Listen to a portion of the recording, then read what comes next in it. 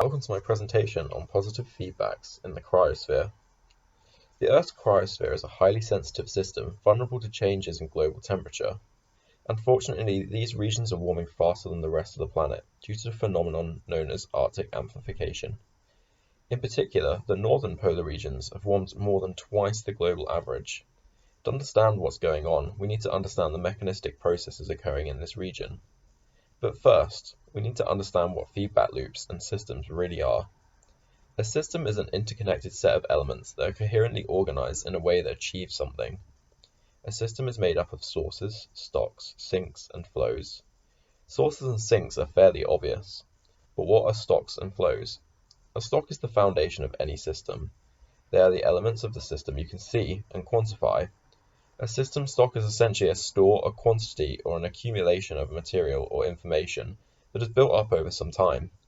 A good example is water in a bathtub. Flows, therefore, are simply the factors that change the level of the stock over time. In the case of the bathtub, the flows could be the tap in or the plug hole out, and these can be altered over time, affecting the level of the stock. In systems where stocks rapidly increase, decrease, or are held consistent within certain ranges, no matter what else is happening around it, it is likely control mechanisms are at play. These control mechanisms are called feedback loops. A feedback loop occurs when changes in a stock affect the flows into or out of that stock. Feedback loops come in two varieties, being positive feedback loops and negative feedback loops. Let's look at negative feedback loops. Negative feedback loops are known as balancing or stabilizing feedback loops, and they seek stability. They try to keep a stock at a given value or within a range of values, and they accomplish this by opposing whatever direction of change is imposed on the system. For example, if the stock is pushed too high, the negative feedback loop will attempt to pull it back down, and vice versa. Negative feedback loops are therefore a source of stability in systems. An excellent example of negative feedback loops is homeostasis in the body. For example, thermoregulation. As body temperature increases, there is a discrepancy between the actual temperature and the desired temperature, and the body corrects this through a multitude of processes, including vasodilation and sweating. Again, if body temperature gets too low, there is a discrepancy, and your body corrects this through processes such as vasoconstriction and shivering. The second type of feedback loop is known as a positive or reinforcing feedback loop. They're self-reinforcing, and they lead to exponential growth or runaway collapse over time. Positive feedback loops, in contrast to negative feedback loops, enhance whatever direction of change is imposed on the system.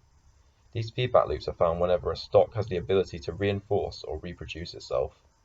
A great example of a positive feedback loop is an interest-bearing bank account. The more money you have in the bank, the more interest you earn, which is then added to the money you already have in the bank, where it earns even more interest. So now you understand the concept of positive and negative feedback loops. How do they affect the cryosphere? Well, essentially in the cryosphere, positive feedback loops accelerate change, whereas negative feedback loops resist change, or slow it down. Many positive feedback loops occur in the cryosphere, including changes in albedo due to ice melting, and increases in atmospheric water content due to global warming. In this video, however, we're just going to focus on permafrost thaw. Permafrost is defined as ground that has been at or below 0 degrees Celsius for at least 2 consecutive years. Currently, around 25% of the northern hemisphere and around 17% of the Earth's exposed land surface is underlain by permafrost. Permafrost is a massive carbon store. According to current estimates, permafrost contains around 1,700 gigatons of carbon, which is nearly double the carbon in the atmosphere, and more than 4 times the amount released by humans since the Industrial Revolution. The majority of this carbon is remains of ancient life that has been frozen in the soil, sealed away for hundreds of thousands of years. As the Earth's climate warms, permafrost thaws, exposing previously locked away organic matter.